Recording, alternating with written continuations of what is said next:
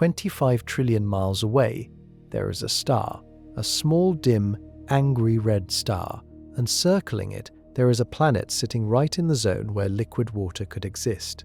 Scientists gave it a name. They wrote papers about it. Some people called it our best hope for a second Earth. They were wrong. Reaching that planet would take your entire family line, every generation for 70,000 years, sealed inside a metal box, flying through radiation that slowly destroys human DNA. And if some miracle ship somehow survived the journey, what waits at the end is a world where one side melts in endless fire and the other freezes in permanent darkness. A world where the star above it regularly erupts and blasts the surface with enough radiation to kill the toughest organisms we know of, 65 times over. Tonight we go through all of it. The physics that traps us here, the biology that breaks down out there, the star that acts like a weapon, and the planet that looks promising on a chart, but is a nightmare in reality. If you enjoy what we cover here, like and subscribe. It helps more than you know. Now strap in. We begin. 25 trillion miles. Say that number out loud. Your brain hears it the same way it hears a really big number.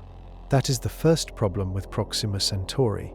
The distance is so enormous that our minds just bounce off it and move on. So let's make it real. The fastest thing humans have ever launched into space is a probe called Voyager 1. It left Earth in 1977. Right now it is still flying. It has been flying for nearly 50 years without stopping, without slowing down, cutting through space at 38,000 miles per hour. That is faster than any bullet ever fired, faster than any jet ever built, 38,000 miles every single hour, without pause, for decades. And here is where it gets painful. At that speed, Voyager 1 would need more than 73,000 years to reach Proxima Centauri. Not 73 years, not 700, 73,000. Agriculture was invented about 12,000 years ago. Modern humans have existed for roughly 300,000 years. 73,000 years is longer than every civilization that has ever existed on this planet, combined, then doubled, and Voyager is not even pointed in that direction. NASA also launched a probe called New Horizons, which holds the record for the fastest Earth departure speed ever recorded. New Horizons would need around 80,000 years to cover the same distance. These are the fastest machines humanity has ever created, and they are completely, embarrassingly useless for reaching our closest stellar neighbor. Now picture this. If you shrank the distance between Earth and Proxima Centauri down to the length of a football field, the entire distance from Earth to our own star would be less than 1 inch. That 1 inch represents 93 million miles, the gap we already consider mind-bending. The football field is what sits beyond it, just to reach the next star over. Every star you see in the night sky is separated from its neighbors by distances like this. Every single one. There are roughly 2 trillion galaxies in the observable universe, each containing hundreds of billions of stars. The gaps between those stars are all this wide, or wider. Proxima Centauri is the closest star to us, outside our own solar system. The closest. And it is completely unreachable with anything we currently have, or anything we could realistically build in the next few decades. The distance problem alone would be enough to end the conversation. But the distance is just the beginning, because even if engineers somehow solved the travel time, even if some future spacecraft could reach Proxima Centauri in a human lifetime, there are at least a dozen other ways the mission would kill everyone aboard before they ever arrived. The rocket fuel math is one of them, and it is a trap so brutal that it broke the dreams of early space engineers the moment they ran the numbers. The equation has a name. It is almost polite sounding for something so devastating. It is called the rocket equation. And once you understand what it does to any plan for interstellar travel, you start to realize why some physicists quietly believe we may never leave this solar system at all. That is where we go next. The human brain evolved to survive on one planet. It learned to judge distances across savannas, through forests, between cliffs. It got very good at that, but it never needed to understand what 25 trillion miles looks like, because nothing in our world is that far away. So when we hear a number like that, our brain does something automatic. It files it under very far and moves on. Scientists call this distance compression. Beyond a few hundred miles, our sense of scale just collapses. Here is a test. Close your eyes and picture 1 mile. You can probably do it. Maybe it is the walk to a friend's house or a few laps around a track. Now picture 1,000 miles. Harder. Now picture 1 million miles. Somewhere around there, the picture in your head goes blank. You get a vague impression of huge and nothing more. Proxima Centauri is 25 trillion miles away. To cross that gap at highway speed, driving 65 miles per hour without stopping, it would take you more than 43 million years. The dinosaurs went extinct 66 million years ago. You would need more than half that time just to reach our nearest stellar neighbor in a car. Let's try sound instead. Sound travels about 767 miles per hour through air. If space had air and you fired a gun toward Proxima Centauri, the sound of that gunshot would take roughly 3.7 million years to arrive.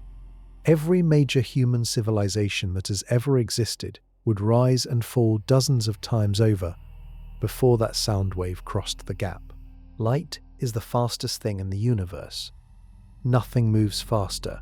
A beam of light covers about 5.9 trillion miles in 1 year. That unit has a name, a light year. Proxima Centauri is 4.2 light years away. Even light, the absolute speed limit of reality, takes 4 years and 3 months to make that crossing. If the star vanished right now, we would keep seeing it in the sky for 4 more years before the darkness finally reached us. And that 4-year light travel time becomes a communication nightmare. Say a crew somehow reached Proxima Centauri and found something incredible. They send a radio message back to Earth. We wait 4 years to receive it. We send a reply. They wait another 4 years to hear back from us. One exchange of 2 messages takes 8 years. A real conversation would take decades. The crew would grow old waiting for answers to questions they asked in their youth. Every plan for human expansion beyond this solar system crashes into this wall first. Distance does not just mean travel time. It means isolation so total that it rewires what it means to be human. No backup, no rescue, no contact in any meaningful sense. The stars look close on a clear night. They cluster together overhead, like they are just out of reach. That feeling is one of the oldest lies the universe tells us. Every single point of light up there is separated from us by distances that should, by any reasonable measure, be called infinite. But engineers are not reasonable people. They looked at the distance problem and asked a simple question. What if we just went faster? The answer to that question broke something else entirely. Every rocket ever launched follows the same brutal math. To move a heavy object through space, you burn fuel. The burning fuel pushes the rocket forward. Simple enough. But here is where the trap snaps shut. Fuel has weight, and weight requires more fuel to push it. More fuel adds more weight. More weight demands even more fuel. The numbers spiral upwards so fast that engineers have a name for the feeling of watching it happen. They call it the tyranny of the rocket equation. The equation itself was worked out by a Russian scientist named Konstantin Tsiolkovsky in 1903. He was doing math in a small wooden cabin decades before anyone had actually built a working rocket. And what he found was deeply discouraging. The faster you want to go, and the heavier your ship, the more fuel you need grows at an exponential rate. The curve does not rise steadily, it explodes upward. Here is what that means in practice. The Saturn V rocket that carried astronauts to the moon weighed about 6.5 million pounds on the launch pad. Of that total weight, almost 85% was fuel. The actual spacecraft sitting on top, the part that carried humans, and came back to Earth, weighed less than 1% of the whole stack. Engineers burned an almost incomprehensible mountain of fuel just to push a tiny capsule a few 100,000 miles. The Moon is 250,000 miles away. Proxima Centauri is 25 trillion miles away. If you tried to scale up chemical rockets to reach another star, the fuel you would need would outweigh the observable universe several times over. The math does not bend. It does not leave a loophole.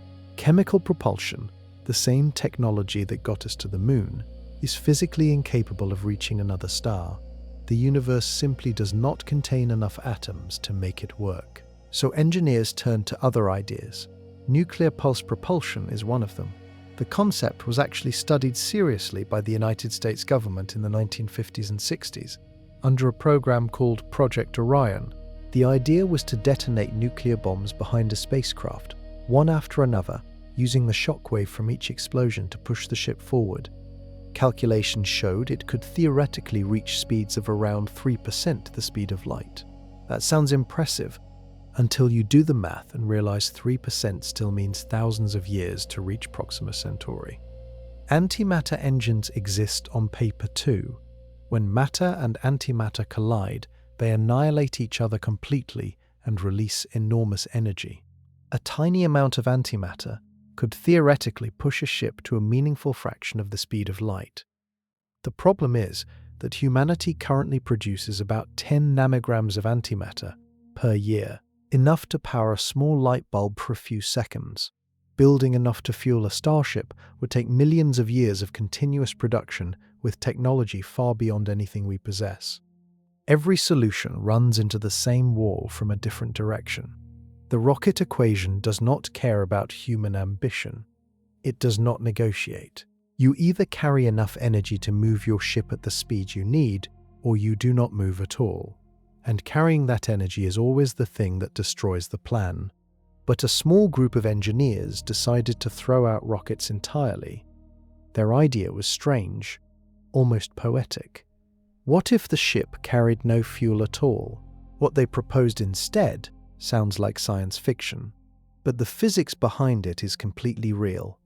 In 1958, a physicist named Freeman Dyson sat down with a serious question. What if we stopped trying to carry fuel and just blew things up behind the ship instead?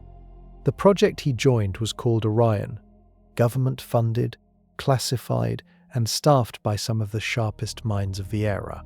The concept was straightforward in the most terrifying way possible. A massive spacecraft would carry thousands of small nuclear bombs in its belly. It would drop one out the back, detonate it, and a thick steel plate called a pusher plate would absorb the shockwave and transfer it forward into the ship.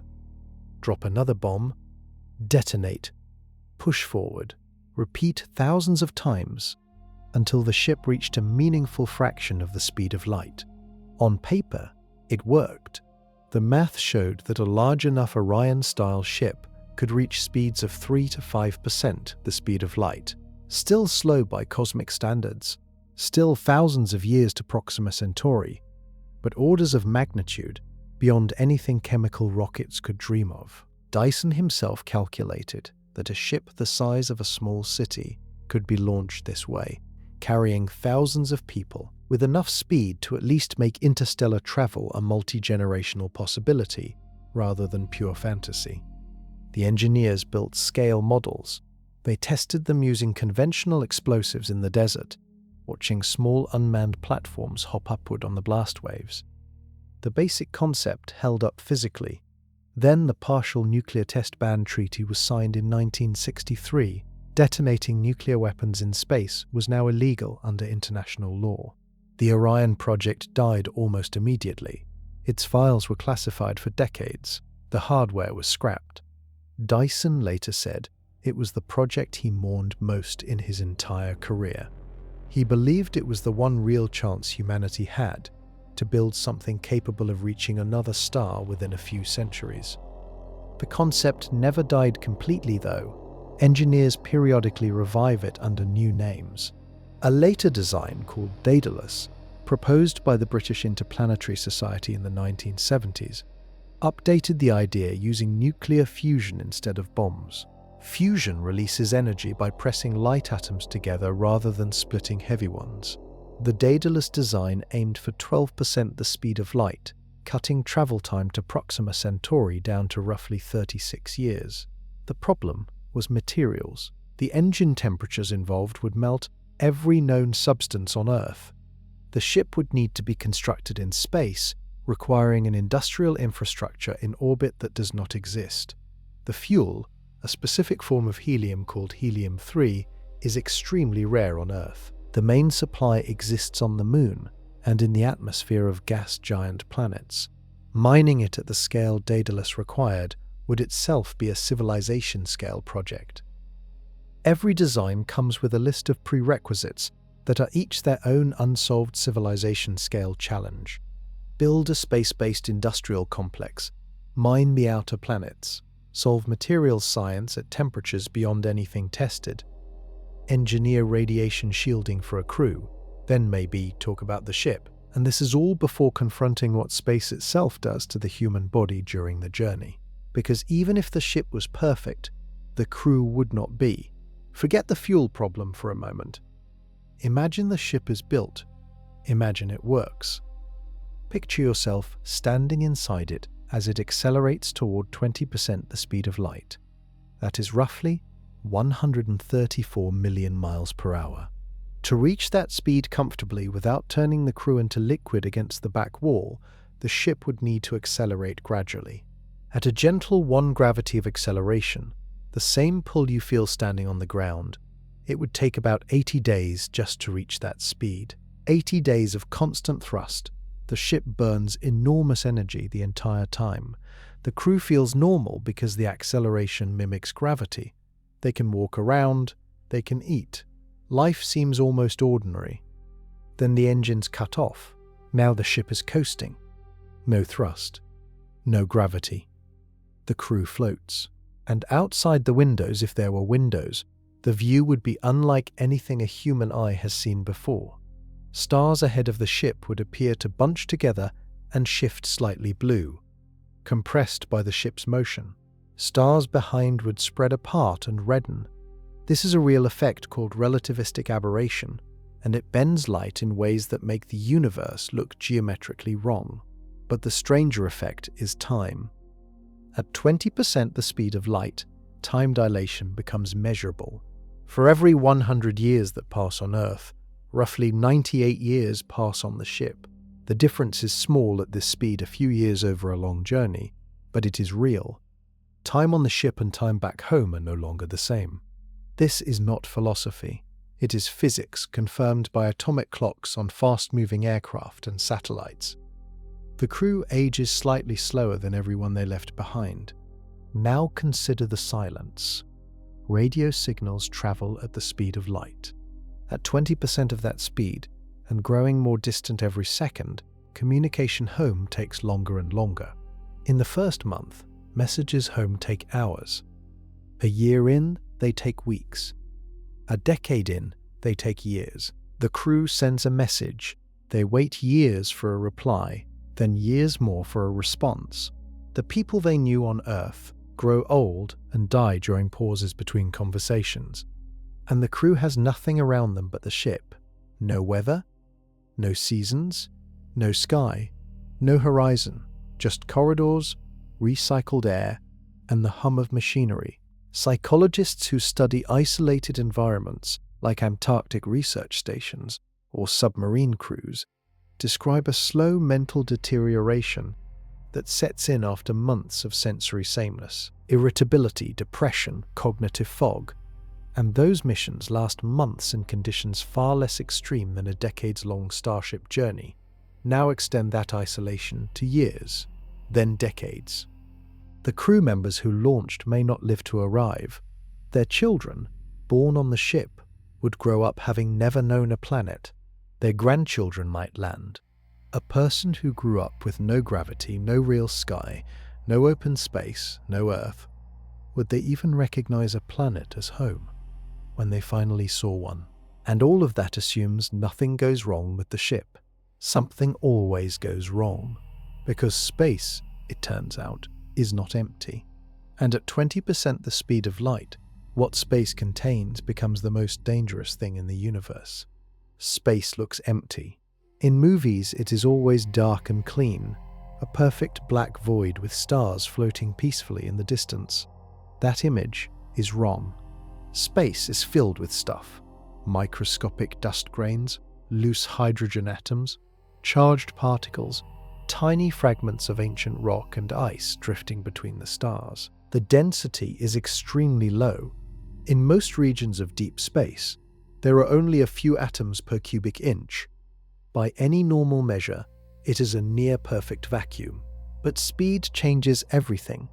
At 20% the speed of light, a single hydrogen atom hits a spacecraft with the energy of a speeding bullet. A grain of sand, something you would not even feel between your fingers, carries the kinetic energy equivalent to a small explosive charge. The faster the ship moves, the worse the math gets. Kinetic energy does not scale evenly with speed. It scales with the square of speed. Double the velocity, quadruple the energy of every impact. A ship moving at 20% light speed would be slamming into millions of these particles every second. The cumulative erosion would be relentless. The outer hull would be sandblasted by invisible debris. Materials that seem solid on Earth, thick steel, titanium, carbon composites, would slowly ablate away like a bar of soap held under running water.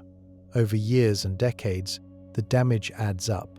Engineers who worked on the Breakthrough Starshot project, a real initiative funded by Silicon Valley investors to design a laser-propelled probe, ran the numbers carefully. They concluded that any ship moving at even a fraction of light speed would need some form of shielding on its forward-facing surface. One proposal was a thin beryllium copper shield on the nose of the craft, angled to deflect particles rather than absorb them head-on. Even then, the calculations showed significant erosion over the full journey, and that was for a tiny, unmanned probe the size of a postage stamp.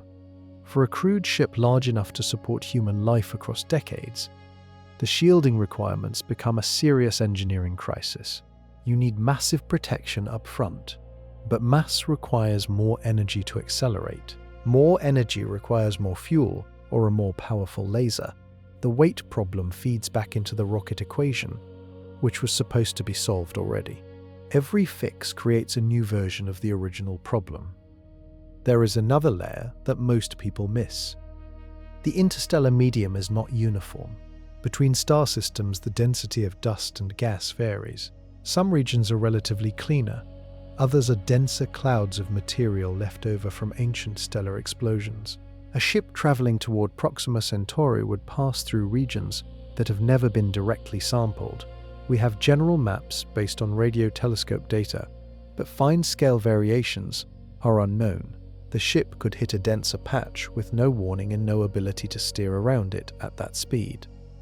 At 20% the speed of light, a ship cannot exactly swerve, so the crew accelerates to the speed that makes the journey possible, and that same speed makes every speck of dust a potential catastrophe.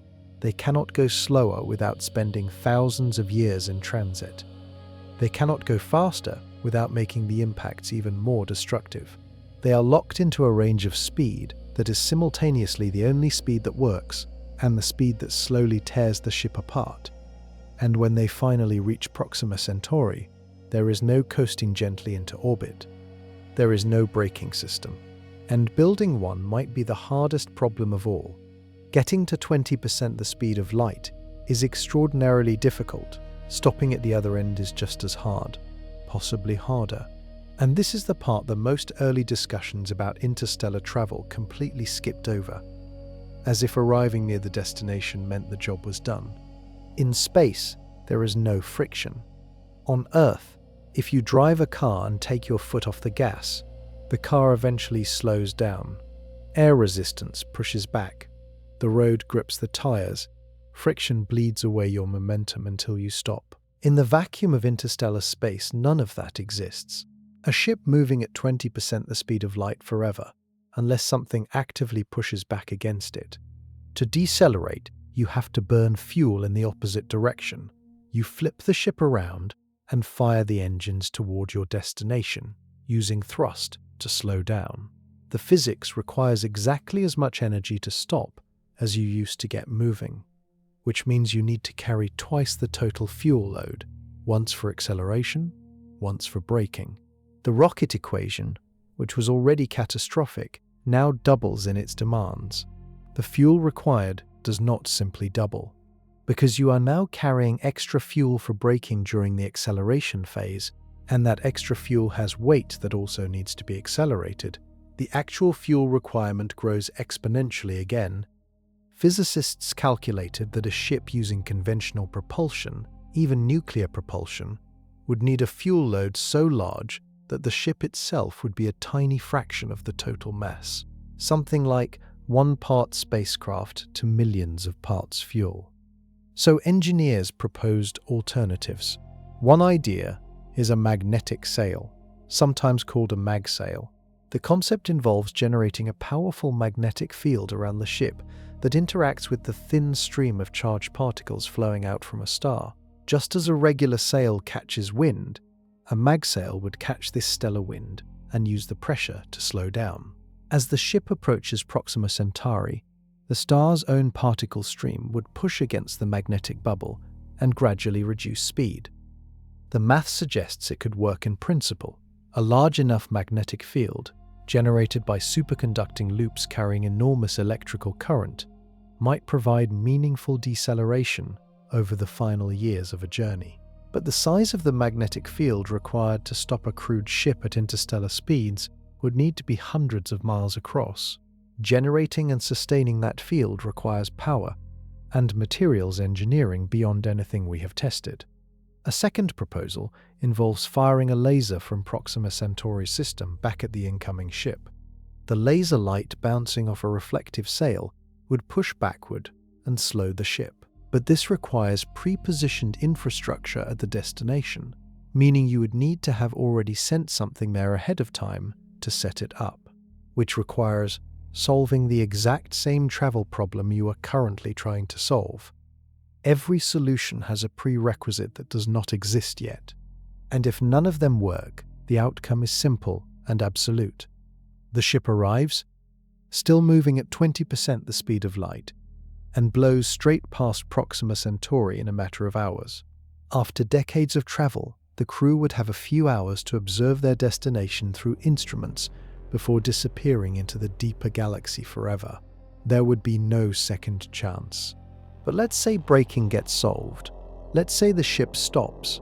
What happens to the people who spent decades getting there? The phrase generational ship sounds almost romantic. A great voyage across the stars, families living and growing across centuries of travel, humanity spreading to the cosmos. It shows up in science fiction as something grand and purposeful. The reality of what a generational ship actually requires, biologically and psychologically, is far more disturbing than any story captures. Start with the numbers. At even 5% the speed of light, the fastest realistic speed a near-future nuclear-powered ship might achieve, the journey to Proxima Centauri takes roughly 80 years. A crew that launches at age 25 arrives, if they survive, at 105. Most would not make it. The mission would require not just the founding crew, but their children, trained from birth to operate a spacecraft and keep biological systems functioning. Push the speed down to what is actually buildable today, and the travel time stretches to thousands of years, dozens of generations, hundreds of generations. The people who arrive would share no memory, no culture, and almost no genetic connection to the people who launched. They would be a separate civilization. That raises immediate practical problems. How large does the population need to be to remain genetically healthy over hundreds of generations? Scientists who study conservation biology, specifically the survival of small isolated animal populations, suggest a minimum of a few hundred breeding individuals to avoid inbreeding collapse. Other researchers argue you need several thousand to maintain true genetic diversity against disease and random mutation. A ship carrying thousands of people needs to be enormous. Enormous ships are heavier. Heavier ships need more fuel. the rocket equation attacks again from a new angle. Then there is the question of what these people do for thousands of years. They cannot go outside. They have no natural environment. Every calorie they eat must be grown inside the ship. Every molecule of oxygen must be produced. Every drop of water must be recycled completely. A single catastrophic failure in life support, a broken filtration system, a fungal contamination in the food supply, kills everyone.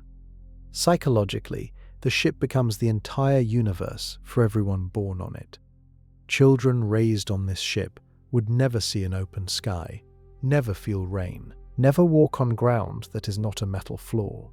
Researchers who studied long-duration isolation, including people who spent months at Antarctic stations during polar winter, describe a syndrome called winter over syndrome. Symptoms include mood disruption, cognitive decline, and increasing difficulty thinking clearly, even in people who were psychologically screened to be highly resilient. Now multiply that isolation by generations. Social structures would evolve in unpredictable ways. Power hierarchies would form. Conflicts would arise over resources, roles, and decisions. The original mission parameters set by people on Earth thousands of years ago would become ancient texts interpreted by people who had never seen Earth. The mission itself might be forgotten or reinterpreted into something unrecognizable. Who controls the ship? Who decides who has children and when? Who maintains the engines when the original engineers are 7 generations dead and their manuals are considered mythology? A generational ship is not a spacecraft. It is a civilization inside a box, with no way out, no rescue possible, and no room for any of the normal safety valves that civilizations use to survive their own internal pressures. And the box, remember, is also slowly being torn apart by radiation. The Earth has 2 layers of protection from space radiation. The first is the magnetosphere, an invisible magnetic bubble generated by the spinning molten iron core of the planet. It stretches tens of thousands of miles into space and deflects most of the high-energy particles streaming from stars and galactic sources. Those particles slam into the magnetosphere and get redirected away, mostly harmless. The second is the atmosphere itself. Even the particles that get through the magnetosphere have to punch through roughly 60 miles of dense air before reaching the surface. Most of them scatter, lose energy, and arrive at ground level as something your body handles without noticing. Leave Earth, and both layers vanish instantly. In deep space, cosmic rays arrive from every direction all the time. These are not gentle. Cosmic rays are atomic nuclei stripped of their electrons, accelerated to near light speed by stellar explosions and black hole jets. When they hit human tissue, they tear through it like tiny bullets, snapping chemical bonds and breaking apart DNA strands. The human body can repair a lot of this damage. Cellular machinery is constantly identifying broken DNA and stitching it back together. Under normal Earth conditions, this repair system keeps up with the background radiation load without difficulty, but deep space radiation overwhelms the repair system. The hits come faster than the cells can respond, errors accumulate, mutations build up. The results are predictable and well documented. Elevated cancer risk climbs rapidly with exposure time.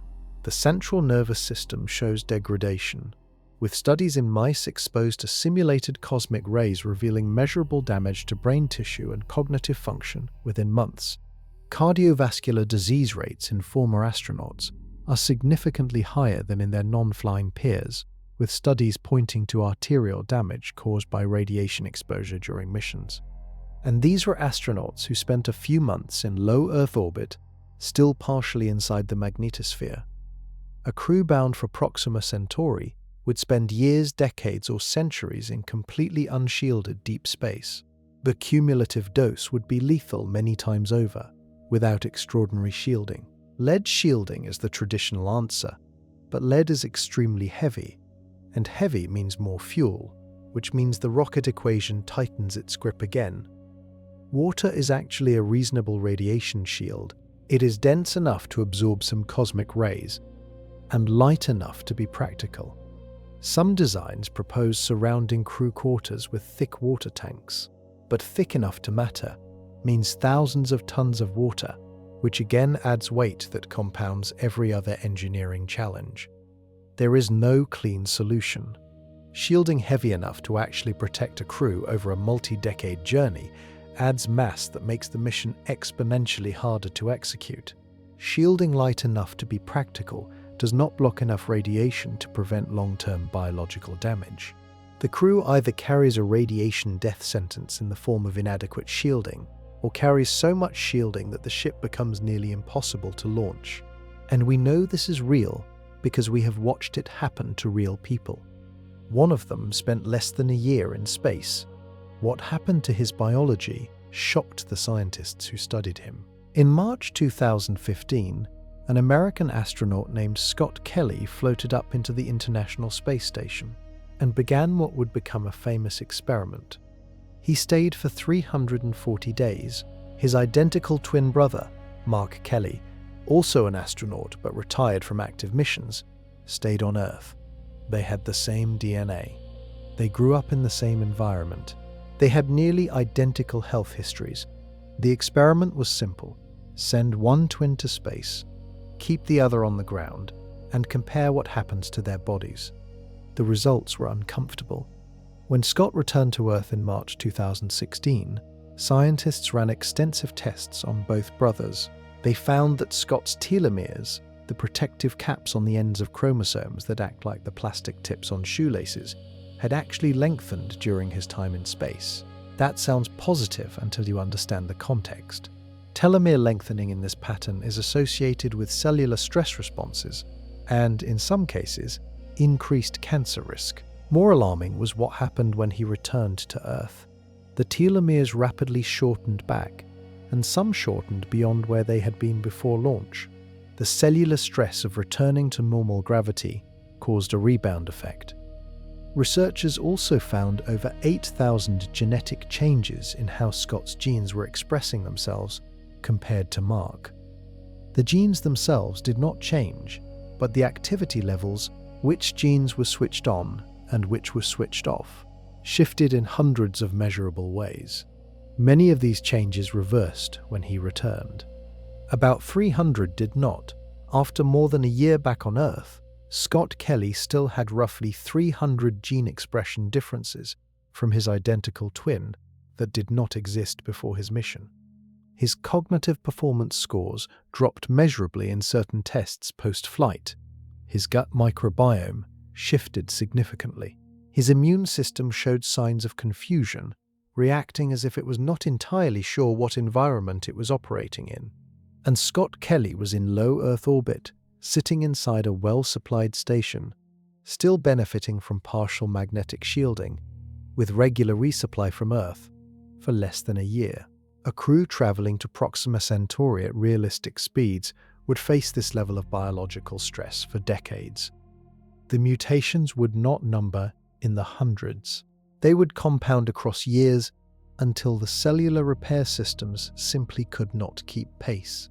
And that is the crew in the best-case scenario, the one where the ship works, the food supply holds, and nothing unexpected happens. The star waiting at the destination adds its own category of danger, a danger so constant and so violent that it would challenge life even if a crew arrived in perfect health. Because Proxima Centauri is not a calm star, it is one of the most aggressive objects in the local galaxy. And in March of 2016, it proved exactly how dangerous it could be.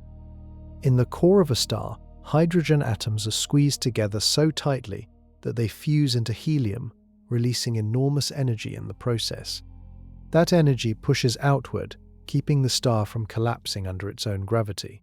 The balance between the outward pressure of energy and the inward pull of gravity is what keeps a star alive. A star's lifespan depends entirely on how quickly it burns through that hydrogen. Massive stars burn hot and fast. They consume their fuel reserves in millions of years, then explode as supernovae. Our own star sits in the middle range and will run for about 10 billion years total. Red dwarfs, the smallest category of star, burn so slowly and so efficiently that they can survive for trillions of years.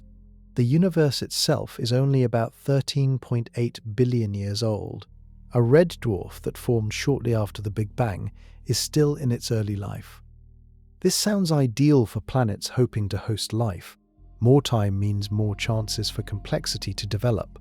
But there is a severe cost. Young red dwarfs, and even middle-aged ones, are violently unstable.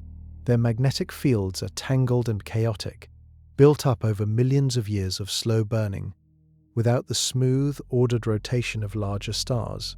When this magnetic energy reaches a breaking point, it releases explosively. The result is a stellar flare. On our own star, flares happen regularly. They are powerful enough to occasionally knock out satellites and disrupt radio communications on Earth. But our planet sits 93 million miles away from those flares, behind a thick magnetosphere and a deep atmosphere. Proxima Centauri's habitable zone, the orbital distance where liquid water could exist on a planet's surface, sits only about 4.5 million miles from the star. The planet called Proxima b orbits in that zone. That is 20 times closer than Earth is to our own star. Every flare that erupts from Proxima Centauri is 20 times closer to the planet's surface than our own star's flares are to Earth. The inverse square law means radiation intensity does not just scale linearly with distance. Move something twice as close to a radiation source, and it receives 4 times the radiation.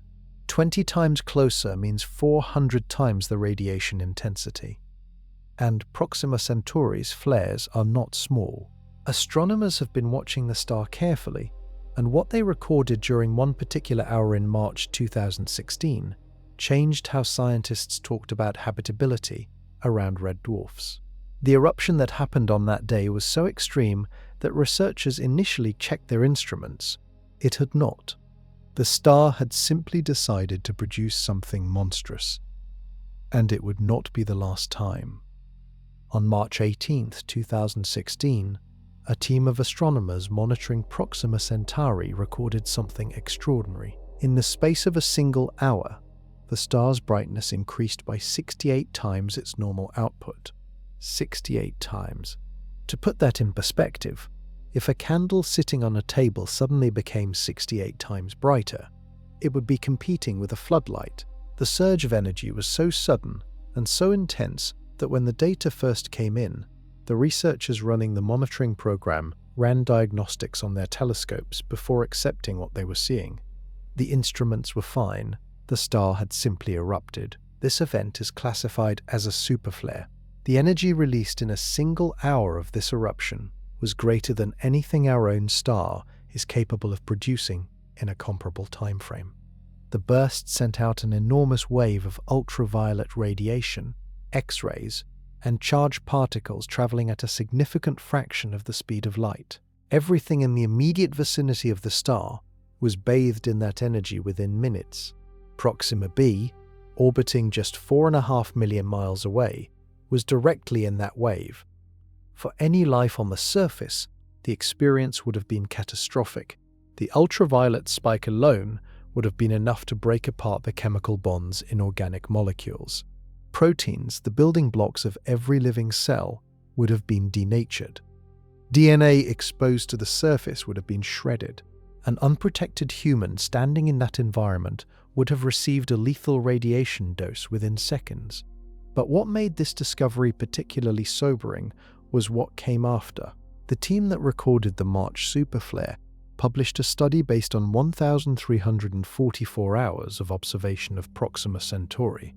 During that monitoring window, they documented 24 large flare events, not 24 superflares, 24 large eruptions of varying intensity, with the March event being the most extreme. Running those numbers forward, researchers estimated that a superflare powerful enough to cause serious atmospheric damage likely hits the zone around Proxima b at least 5 times every single year. Every year, not a rare catastrophic event, a regular seasonal feature of the environment. For comparison, the most powerful flare our own star ever sent toward Earth in recorded history The Carrington event of 1859 caused telegraph systems across North America and Europe to catch fire and spark some shocking operators who were touching the equipment. Scientists estimate a Carrington-level event today would cause trillions of dollars in damage to electrical infrastructure. Proxima Centauri produces flares that dwarf the Carrington event on a routine basis. And each time one erupts, the consequences for any planet sitting nearby go beyond infrastructure damage. The ultraviolet radiation tears directly at the chemical layer that makes a planet's surface survivable. That layer has a name, and once it is gone, nothing on the surface can survive for long. What happens to that layer over years of repeated bombardment is the next chapter of this story, and it is one of the most decisive facts in the entire case against Proxima b. 5 times a year sounds like a number, but it helps to feel it as a rhythm. Every 2.5 months on average, a massive stellar eruption blasts everything in the zone around Proxima b with a wave of radiation that would make the worst solar storms in Earth's history look mild. This is not a worst-case calculation. It is a central estimate based on direct observation. For context, our own star's most dangerous flares have been recorded a handful of times in the last few centuries. Major events like the Carrington event of 1859 or the Halloween storms of 2003 represent extreme outliers in the behavior of a relatively calm middle-aged star. Scientists track these carefully because, even partially filtered by Earth's atmosphere and magnetosphere, they cause real damage to satellites, power grids, and radio systems. Proxima Centauri produces events of comparable or greater intensity with the regularity of changing seasons. Now consider what that schedule means for a planet over geological time. Earth is about 4.5 billion years old. Complex multicellular life first appeared roughly 540 million years ago. Single-celled life has existed for at least 3.5 billion years. That long, slow march of biological complexity required a stable radiation environment to support it. Occasional disruptions, asteroid impacts, ice ages, volcanic winters, yes. But the underlying baseline of radiation at the surface remained within a range that biology could handle. Proxima b has been sitting in the path of those flares for potentially billions of years. 5 major radiation events per year, over 1 billion years, means 5 billion individual bombardments before any complex biology could establish a foothold. Each one stripping a little more atmosphere, each one bombarding the surface with ultraviolet doses far above what any currently known organism can tolerate. Life on Earth's surface exists because conditions allowed chemistry to stabilize over vast stretches of time. That stability is what allowed single cells to develop, then multiply, then eventually evolve into the enormous variety of complex organisms that cover this planet. Proxima b gets reset, over and over, every few months. The biological clock cannot run forward under those conditions. Any chemistry complex enough to begin organizing into something lifelike gets dismantled before it can take the next step. Scientists who model these bombardment cycles have described the environment of Proxima b not as harsh, but as sterile. Harsh environments on Earth, deep ocean vents, high-altitude deserts, frozen Antarctic lakes still support life. Sterile means the energy input is so consistently destructive that biological organization cannot gain traction at all. And that is just the radiation from ordinary flares. The superflares, the ones like the March 2016 event, represent something even more extreme on top of the regular bombardment schedule. Yet as troubling as the flare frequency is, there is a deeper structural problem with Proxima b's situation. A problem built into the geometry of its orbit around the star. A problem that cannot be fixed by distance, shielding, or any biological adaptation. The planet is stuck, literally locked in place by gravity, and what that means for its surface rewrites the entire picture of what the planet actually looks like. The term habitable zone sounds reassuring. Scientists use it to describe the orbital distance from a star where a planet's surface temperature could allow liquid water to exist. Not too hot, not too cold, sometimes called the Goldilocks zone. When astronomers announce a planet is in the habitable zone, headlines follow. The implication is clear: this place might support life. For planets orbiting red dwarfs, the habitable zone is a trap. Here is why. Red dwarfs are dim.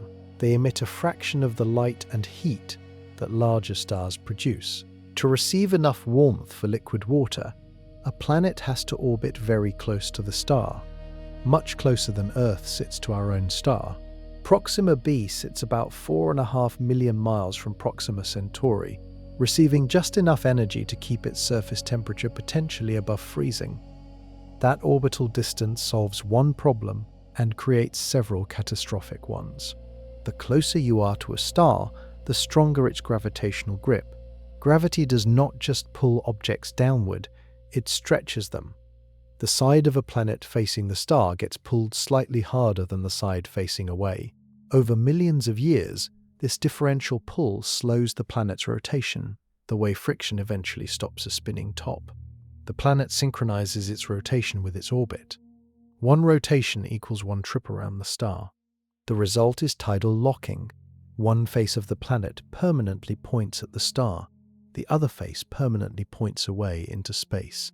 There is no day or night on most of the surface. There is only eternal scorching noon on one side and permanent frozen midnight on the other. The radiation the locked hemisphere receives is not just intense by Earth standards, because the star is so close, and because the flares happen so frequently. The day side of Proxima b absorbs radiation doses researchers have calculated at 65 times the lethal threshold for Earth's most radiation-resistant organisms. Tardigrades, sometimes called water bears, are the toughest life forms we know of. They can survive extreme cold, vacuum, and radiation that would kill any other creature. The calculated radiation dose on Proxima b's surface exceeds the lethal limit for tardigrades by a significant margin. The night side is the other extreme. Locked in permanent darkness, temperatures plunge to hundreds of degrees below 0 Fahrenheit. Any atmosphere that exists on that side would freeze out of the air and fall to the surface as a layer of solid gas. Researchers have modeled whether a thick enough atmosphere could redistribute heat from the day side to the night side, keeping both hemispheres within survivable temperature ranges. The models suggest it is possible in principle, but those models all assume an atmosphere exists and is intact. And that is the part that does not hold up, because the same proximity that locks the planet in place also puts it directly in the path of everything the star throws outward. The magnetic field environment of Proxima b is one of the most hostile ever modeled, and the consequences for any atmosphere the planet might have once possessed are severe. We know what happens when a planet sits in that environment without the right protection. We have watched the math play out. Imagine the Moon, now imagine Earth.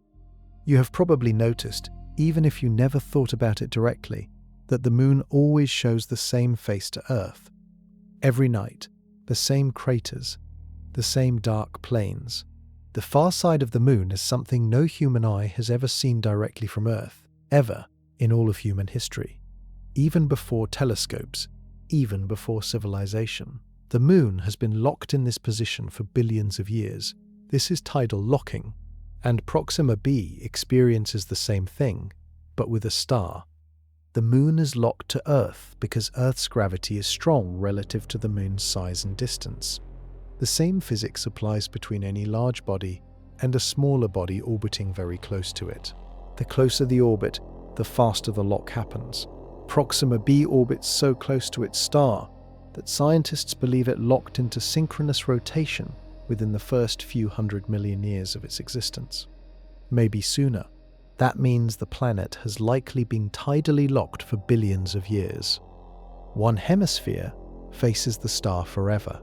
It receives continuous, uninterrupted radiation, 24 hours per day, 365 days per year. There is no night to cool the surface, no period of darkness to allow heat to radiate away. The temperature on the day side likely reaches several hundred degrees Fahrenheit at the substellar point. the single spot on the surface directly beneath the star at all times. The other hemisphere faces deep space forever. With no starlight reaching it and no internal heat source to compensate, temperatures fall to somewhere around -350 degrees Fahrenheit or colder. The atmosphere, if any survives on the night side, would freeze solid. Carbon dioxide, nitrogen, and other gases that normally exist as invisible components of air would crystallize and fall to the ground as frost. There is a thin band between these two hemispheres, sometimes called the terminator zone. In this ring, the star sits permanently on the horizon. The temperature might be more moderate. Some researchers have proposed that life, if it existed anywhere on this planet, would be forced into this narrow strip. But the terminator zone is also the region most exposed to the glancing edge of every stellar flare. The geometry of the star sitting perpetually on the horizon means the terminator receives radiation from a low angle, spreading it across a wider surface area, which sounds like it might help. But those flares also arrive from a low angle, skimming through any atmosphere at a shallow path that allows ultraviolet radiation to penetrate further. The tidal lock does not just create extreme temperature zones, it also addresses rotation, and rotation matters enormously for another reason. A planet that rotates generates a magnetic field.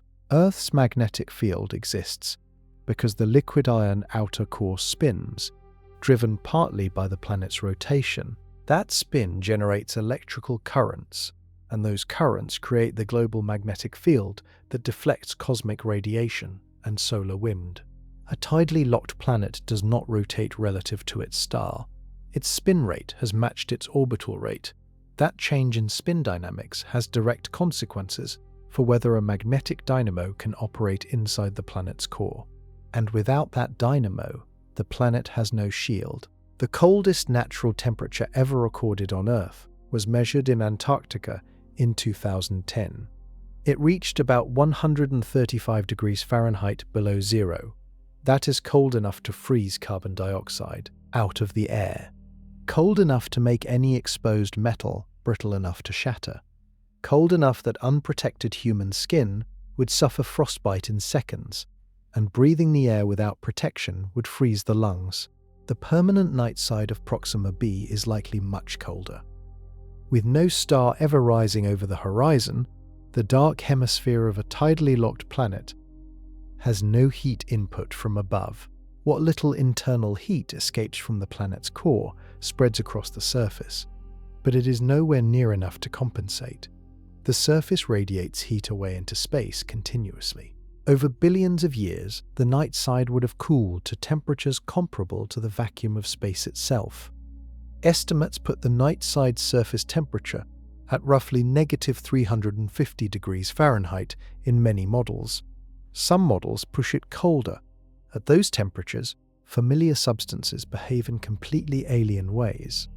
Nitrogen, the gas that makes up most of Earth's atmosphere, freezes solid at about -321 degrees Fahrenheit.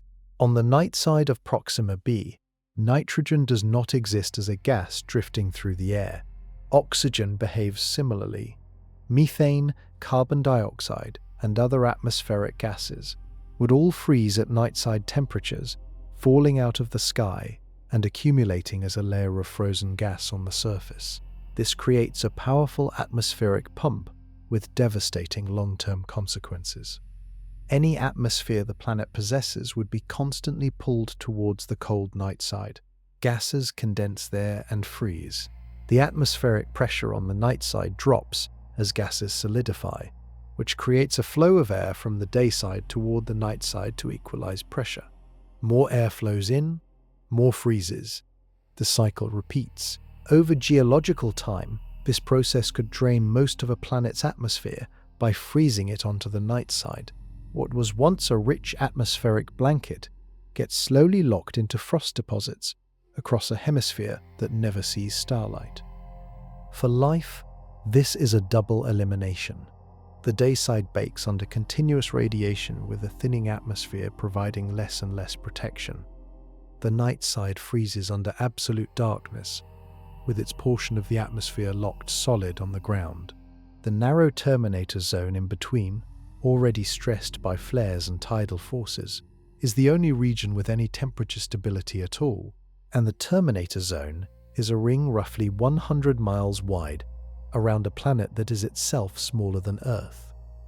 This is the surface environment that awaits any mission, a ribbon of marginally livable ground straddling the line between an oven and a freezer, bombarded by radiation on a schedule that does not stop. But the surface is only part of the problem.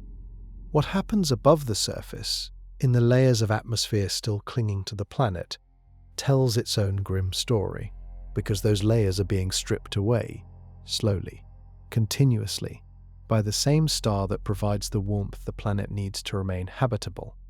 And there is essentially nothing left to stop it. Earth's atmosphere has a layer of ozone sitting roughly 15 to 35 miles above the surface. Ozone is a form of oxygen, 3 atoms bonded together instead of the usual 2. It is not thick. If you compressed the entire ozone layer down to sea level pressure, it would be about 1/8 of an inch deep. Yet that thin chemical layer absorbs almost all of the ultraviolet radiation streaming in from space. Without it, ultraviolet light hits the surface at full intensity. At full intensity, ultraviolet radiation breaks apart DNA. It denatures proteins. It destroys the chemical bonds that hold organic molecules together. Prolonged exposure at the surface without ozone protection is lethal for virtually all complex life. Even single-celled organisms struggle. The chemistry of life cannot function under a sustained ultraviolet flood. This is why ozone matters. It is not a comfort feature of Earth's atmosphere. It is a prerequisite for surface life. Now consider what Proxima Centauri's flares do to an ozone layer. Every major flare from the star sends a surge of high-energy radiation and fast particles screaming outward. When these hit a nitrogen-oxygen atmosphere, they trigger chemical reactions that destroy ozone molecules. The nitrogen atoms split apart, combine with oxygen in new configurations, and consume the ozone faster than the atmosphere can regenerate it. Scientists ran computer models to calculate how quickly this would happen to a planet like Earth, placed at the orbital distance of Proxima b. What they found was striking. After a single major flare, a planet with an Earth-like atmosphere would lose a significant fraction of its ozone layer. After several flares, the loss becomes severe. With flares hitting at the rate observed at Proxima Centauri, 5 or more serious eruptions per year, the models showed that a planet in that orbit would lose approximately 90% of its ozone layer within 5 years of the bombardment beginning. 5 years. The ozone that took Earth billions of years of geological and biological processes to build and maintain would be functionally gone in 5 years under Proxima Centauri's conditions. Without ozone, the ultraviolet radiation reaching the planet's surface climbs to levels estimated at 65 times the lethal dose for the toughest organisms on Earth. Those numbers were published in peer-reviewed research and represented one of the key turning points in scientific opinion on the habitability of Proxima b. For a moment, researchers had considered the possibility that life might have found a way to adapt. Radiation-resistant bacteria exist on Earth. Some organisms use pigments or enzymes that repair DNA damage faster than it accumulates.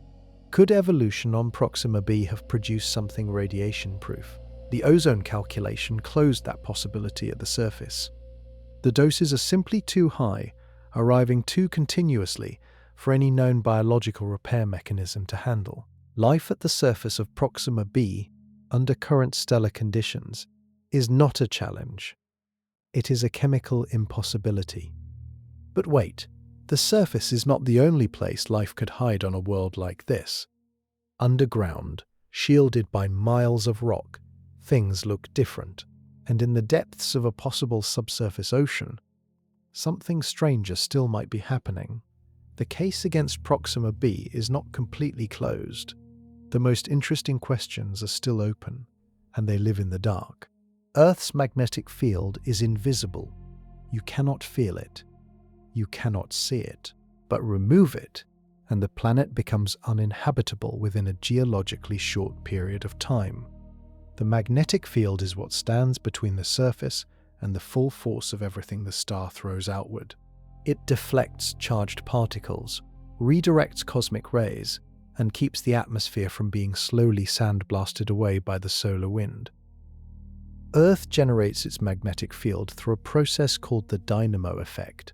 Deep inside the planet, a layer of liquid iron sits between the solid inner core and the rocky mantle above it. The planet's rotation stirs that liquid iron continuously.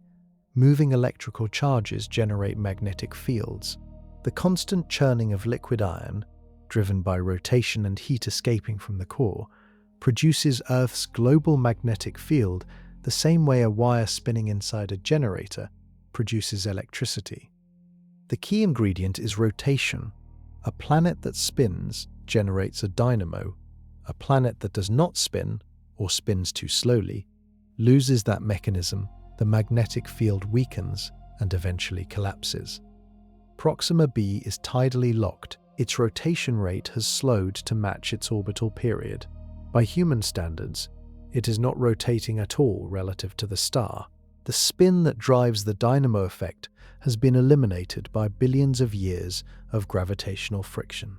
Without a functioning dynamo, the planet has no global magnetic field. Without a magnetic field, the stellar wind, the constant stream of charged particles flowing outward from Proxima Centauri, hits the atmosphere directly. Those particles collide with atmospheric molecules, knock them loose, and carry them away into space. The process is called atmospheric sputtering, and it is slow but relentless. Mars experienced a version of this. Early Mars had a magnetic field, a thicker atmosphere, and liquid water on its surface. When the Martian core cooled and the dynamo shut down, the solar wind began stripping the atmosphere. Today, Mars has roughly 1% of Earth's atmospheric pressure. Its surface is a frozen, irradiated desert. The process took hundreds of millions of years. Proxima b faces a version of this process under far more aggressive conditions. The stellar wind from Proxima Centauri is significantly stronger than what Mars experienced from our own star. The flares accelerate the stripping dramatically during each eruption. Without a magnetic field to deflect any of it, the atmosphere would have been under constant assault for billions of years. What remains of the atmosphere, if anything does, would be a thin ghost of whatever the planet started with. Too thin to regulate temperature, too thin to block radiation, too thin to support weather patterns or the water cycle. And here is the detail that connects everything together. Even if some future mission carried humans to Proxima b and landed on the surface, they would be standing on a world with no air pressure worth measuring, no radiation shielding above them, and a star on the horizon ready to erupt every 2.5 months. They would need to bring every molecule of their own atmosphere with them, live entirely underground or inside sealed pressure vessels, and survive in an environment where a single hull breach means immediate death. That is the optimistic scenario, the one where the planet still has some remnant of a surface to stand on. The atmosphere above that surface may already be gone, and the evidence for how it disappears is one of the most visually dramatic facts in this entire story. Picture a comet. When a comet swings close to a star, the heat vaporizes its frozen surface, releasing gas and dust. The star's radiation and solar wind then push that material outward, away from the star. The result is the comet's tail, always pointing away from the star, sometimes stretching millions of miles across the sky. That tail is a real-time display of a small body losing its material to the star's energy. Proxima b, under current conditions, would look like a version of this from far enough away. Without a magnetic field to redirect the stellar wind, the charged particles flowing from Proxima Centauri hit the upper atmosphere and push atmospheric gases away from the planet. A stream of gas bleeds off continuously into space, always pointing away from the star. This atmospheric tail has actually been observed around other planets in similarly close orbits around active stars, using ultraviolet telescopes that can detect the escaping hydrogen. The planet does not lose its atmosphere in a single dramatic event. It loses it the way a candle melts, continuously, silently, with no mechanism to stop or reverse the process. Scientists built detailed models of how long this takes for different starting conditions. A planet that began with an atmosphere similar to Earth's current one would lose most of it within a few 100 million years under Proxima Centauri's stellar wind pressure. Even without factoring in the flares, and the timeline shortens significantly. Each major eruption sends a pulse of dense, fast particles that strips away a larger-than-average slice of atmosphere in a short burst. Over billions of years, the cumulative effect is atmospheric collapse. There is one possible exception researchers have discussed. If Proxima b formed with an enormous amount of water, perhaps accreting from a water-rich region of the early stellar system, it might have retained a deep global ocean. Water is not easily stripped by solar wind in the same way gas is. A deep ocean protected by miles of liquid above it could theoretically survive long after the atmospheric gases have been swept away. The surface above that ocean would be exposed, irradiated, and airless. But deep underwater, protected by pressure and the column of water above, chemistry could potentially continue. This is not life as we know it. There would be no sunlight reaching the deep ocean floor, no photosynthesis. Any life would depend on chemical reactions, heat from geological activity inside the planet, and the interactions between rock and seawater. On Earth, ecosystems built on exactly these processes exist at hydrothermal vents on the ocean floor, places where sunlight has never reached, and where organisms thrive entirely on chemical energy. Could something similar exist deep inside Proxima b? The honest answer is that we do not know. We cannot see through the planet's surface from 4 light-years away. We cannot sample its water if water exists. The evidence for or against a subsurface ocean is indirect and incomplete, but the possibility refuses to disappear entirely. And underground, beneath even a hypothetical ocean, the planet holds one more secret, one that changes the survival math for life in a way that no amount of radiation or atmospheric stripping can easily touch. The deepest hole ever drilled on Earth is called the Kola Super Deep Borehole.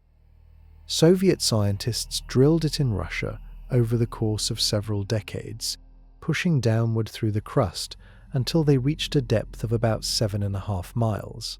At that depth, the temperature reached roughly 350 degrees Fahrenheit. The rock was so hot and the pressure so immense that the drill bits kept warping and breaking. The project was eventually abandoned in 1992, not because they chose to stop, but because the Earth itself resisted going deeper. 7.5 miles down, the surface conditions of Earth, its weather, its radiation environment, its biological activity, had completely vanished. The organisms found in rock samples from several miles down were not complex creatures. They were single-celled bacteria living in near-total darkness, extreme heat, and crushing pressure, sustained entirely by chemical reactions between rock minerals and water. They had never needed the sun. They had never experienced a storm. They were completely isolated from everything happening on the surface above them. This style of life, called deep subsurface life, has now been found in mines, in deep ocean sediments, and in Antarctic ice. Scientists estimate that the total mass of deep subsurface microbial life on Earth may actually rival the mass of all surface life combined. Most of Earth's biology, by sheer weight, might be living underground in rock and sediment layers that humans have barely begun to explore. This matters enormously for Proxima b. If the planet formed with water and maintained geological activity in its core, some of that water may have seeped into the rock layers below any surface ocean.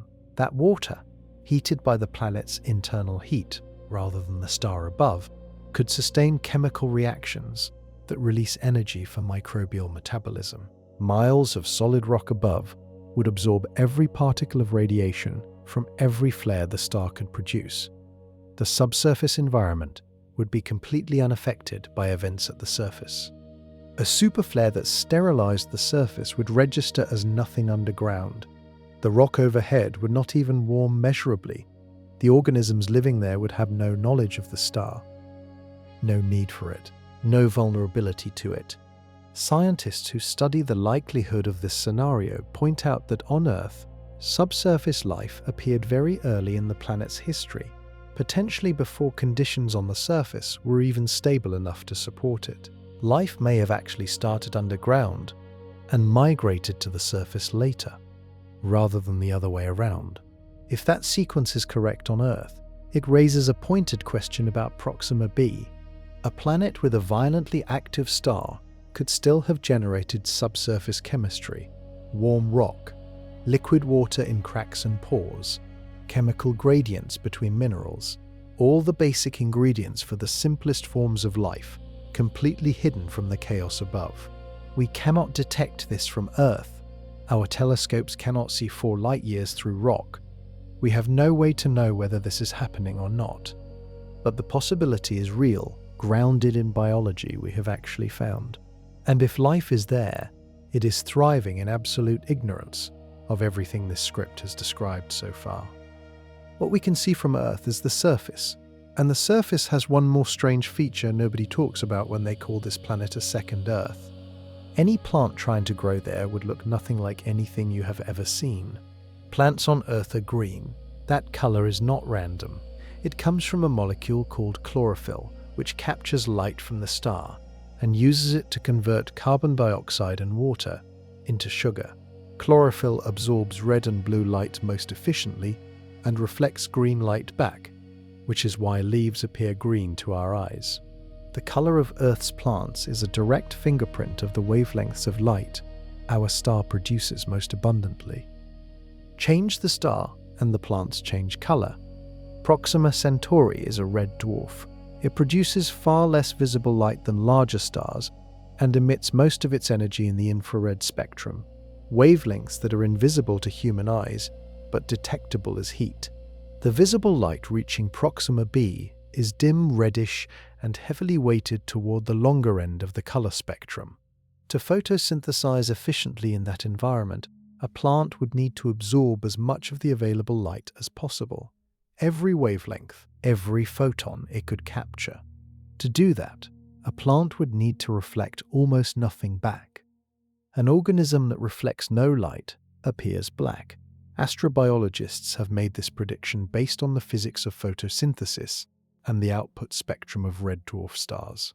Any photosynthetic life that evolved on a planet orbiting a red dwarf would likely be black, or very nearly so, dark enough to capture the dim infrared energy the star provides in abundance, dark enough to make Earth's dense green forests look alien by comparison. Picture a landscape of black vegetation stretching across a red-lit plain, under a sky where the star sits unmoving on the horizon, slightly larger than a full moon and the color of cooling embers. The ground lit in a permanent dim red twilight. The plants, if they exist, are dark as coal, reaching toward a light source that never rises or sets.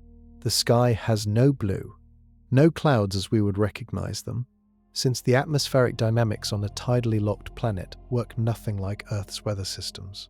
There is no wind in the way we experience wind generated by the heating and cooling of a rotating surface. Instead, the atmospheric circulation on Proxima b would flow in one direction, always from the day side toward the night side, driven by the permanent temperature gradient between the two hemispheres.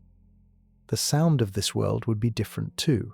Sound is carried by air pressure. With a thin atmosphere, sound waves travel differently. The landscape would be quieter in ways that feel wrong. This place is not a second Earth. It is a planet that shares some of the same physical ingredients, rock, water possibly, a star's energy input, but assembled them under completely different rules into something that would feel profoundly alien to any human who landed there. And that human, if they somehow arrived, would face a communication problem so stark, it redefines what isolation means. Say something happened, something urgent, a discovery, a crisis, anything that required help from home. The message would take 4 years to arrive, and that is if everything worked perfectly. By the early 2000s, a group of engineers and physicists decided to stop waiting for conventional propulsion to catch up. They asked a different question entirely. What if the spacecraft carried no fuel at all? The result was an idea called a light sail, sometimes called a laser sail. The concept relies on a basic fact of physics that most people find surprising. Light has momentum. When photons from a laser hit a reflective surface and bounce back, they transfer a tiny push to whatever they hit. A single photon delivers an almost immeasurably small force, but billions of photons per second hitting a large enough reflective sail add up to real thrust. In the vacuum of space, with no friction to fight, even a tiny thrust sustained over time produces meaningful acceleration. A spacecraft with a large enough sail and a powerful enough laser source could, in theory, be pushed to a significant fraction of the speed of light without carrying any propellant at all. This is what the Breakthrough Starshot project proposed to build. The initiative was announced in 2016, funded by tech investors and advised by physicists, including the late Stephen Hawking. The target was a fleet of tiny probes, each about the size of a postage stamp, with a sail a few hundred yards wide, made from an incredibly thin reflective film. A laser array on Earth would fire at these sails for several minutes during the launch window, pushing each probe to about 20% the speed of light. The probes would coast the rest of the way to Proxima Centauri, arriving in roughly 20 years. The physics is sound, the engineering challenges are enormous. The laser array required to push even a tiny probe to 20% light speed would need to generate about 100 gigawatts of power for the duration of the burn. For comparison, the entire electrical output of the United States is roughly 1,000 gigawatts. Breakthrough Starshot would need a dedicated laser facility consuming about 10% of total American power production, fired for a few minutes per launch. To push a crewed ship, which would weigh millions of times more than a postage stamp probe, the laser array would need to be proportionally more powerful. The size of the infrastructure required becomes the equivalent of a small country's worth of energy generation pointed skyward. The sail itself presents another problem. At those power densities, any imperfection in the reflective coating absorbs laser energy instead of reflecting it. The sail heats up. If the heating is uneven, the sail warps, tilts, drifts out of the laser beam, and the acceleration ends. Maintaining a perfectly flat, perfectly aligned sail the size of a large building, moving at increasing speed from a laser array on a rotating Earth, across light travel distances that grow by the second, is an engineering challenge with no current solution. Breakthrough Starshot researchers spent years on these problems. Then funding slowed. Key personnel moved on. The bold announcement of 2016 became a long, quiet technical slog that most of the public stopped following. The project did not officially fail, but it did not progress to hardware either. The idea remains valid. The physics are real. The engineering gap is simply wider than enthusiasm initially suggested. And even if a tiny probe made it through, what it would find at the other end is worth considering. A message sent back would take 4 years to arrive. A reply would take 4 more. There would be no conversation, just a signal crossing an ocean of silence. Breakthrough Starshot arrived with fanfare. In April 2016, the announcement was made at a press event featuring some of the most recognizable names in science and technology. The project would send humanity's first interstellar probe to Proxima Centauri within a generation. 20 years to design and build the laser array. 20 years for the probes to travel, 40 years from announcement to first data. Engineers alive today could live to see the results. It captured imaginations globally. The proposal was genuinely serious. The team was not hobbyists with big dreams. It included scientists from major research universities and engineers with real hardware credentials. They identified 3 primary engineering hurdles and began methodically working through each one. The first was the laser array.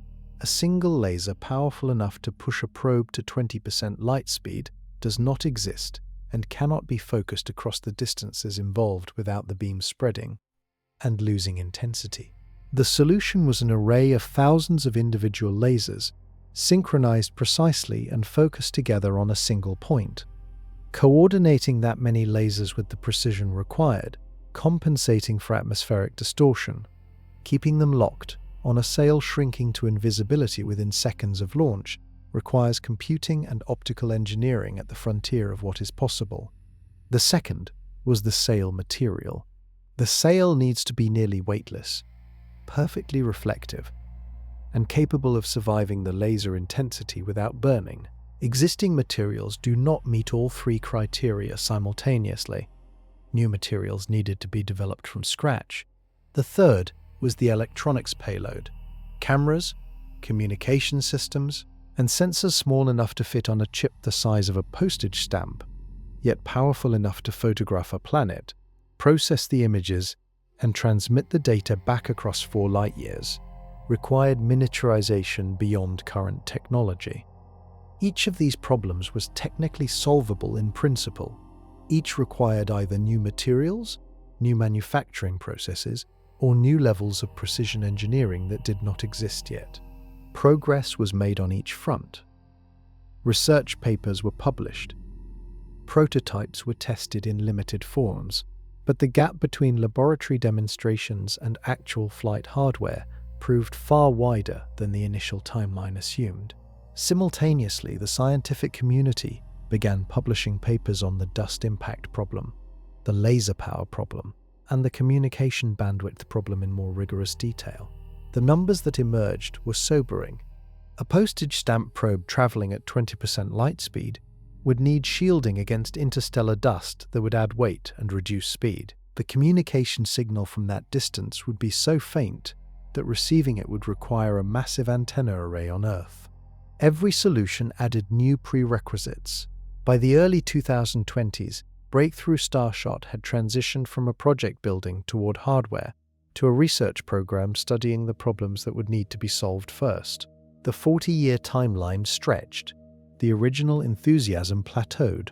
The project represents something real and important, the first serious engineering attempt to plan an interstellar mission.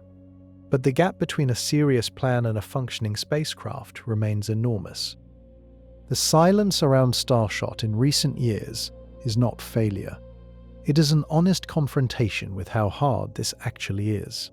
And even if it worked perfectly, a postage stamp probe would pass through the Proxima Centauri system in a matter of hours at that speed. Any data it collected would be transmitted back and take 4 years to arrive. 40 years of effort, a few hours of observation, a 4-year wait for results. That is the best-case scenario for reaching our nearest neighbor without a human crew. Radio waves travel at the speed of light. That is the fastest anything in the universe moves. A radio signal leaving Earth reaches the Moon in about 1¼ seconds. It reaches Mars, at closest approach, in about 3 minutes. It reaches the edge of the solar system in hours.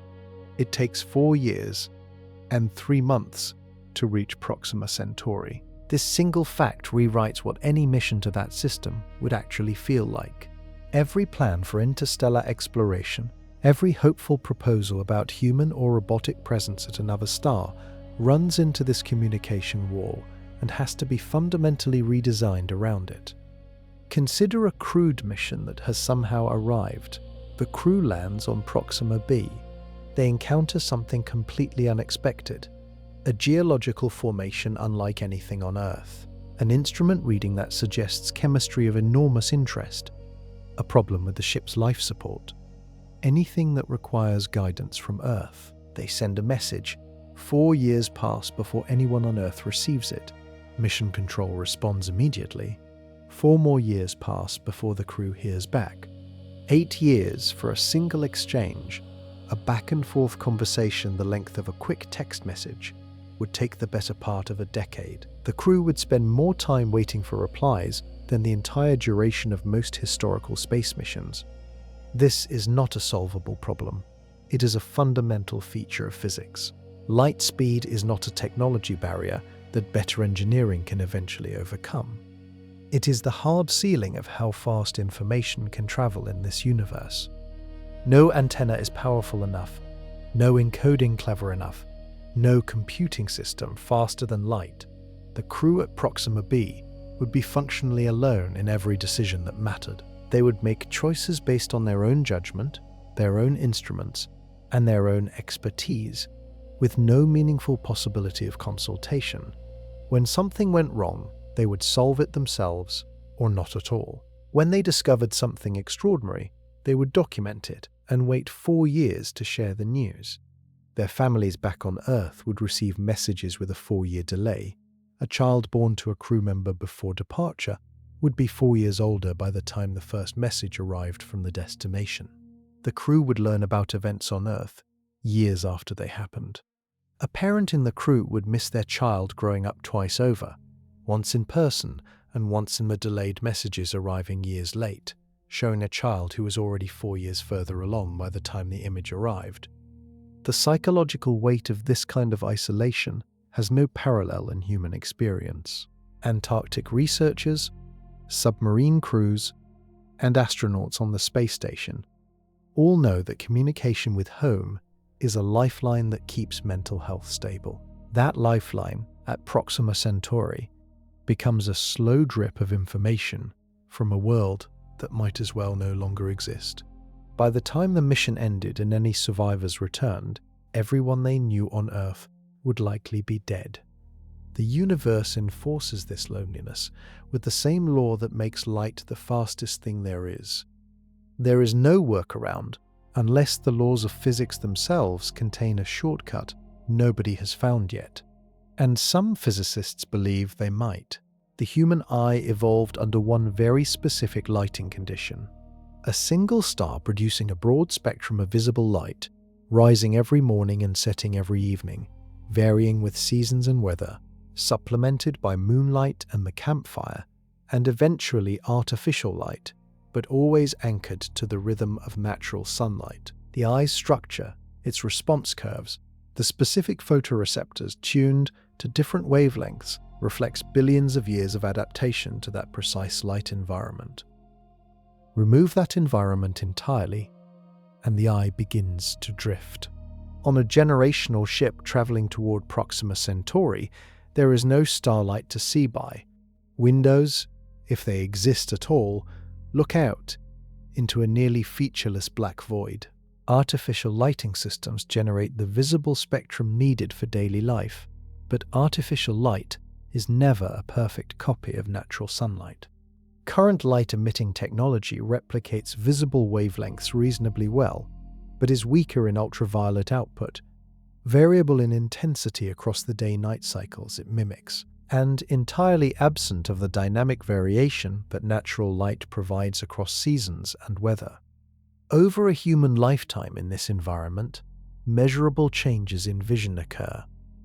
Research on populations that spend extended time in low natural light environments, including underground workers, polar researchers during winter over periods, and submariners on long deployments, consistently shows increased rates of myopia, the condition where distant objects become blurry while close objects remain clear. The eye, lacking the signals it uses to calibrate distance vision development, trends toward short-sightedness. On a ship traveling for generations, with no access to corrective surgery beyond what the ship carries, myopia would compound across generations. Children born on the ship would develop in an environment their visual systems were never designed for. Their children would develop in an even more artificial environment. The drift from the baseline would accumulate. Over centuries, researchers who have modeled this process suggest the crew's visual range would narrow progressively. Long-distance vision, already reduced, would degrade further because there would never be any long distances inside a ship to maintain it. The eye would optimize for the actual visual demands of its environment, a few hundred feet of corridor at most. Arriving at Proxima b, if any crew did, they would look up at a landscape stretching to a horizon miles away and struggle to bring it into focus. The star on the horizon would appear blurry. The terrain would be difficult to read at distance. This is not catastrophic in isolation. Glasses exist. Corrective technology exists.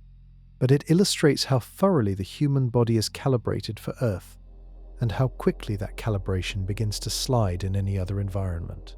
Everything about human biology, vision, bone density, immune response, circadian rhythm, cardiovascular function, evolved for conditions that exist in exactly one place in the known universe. And that brings up the final, most fundamental problem.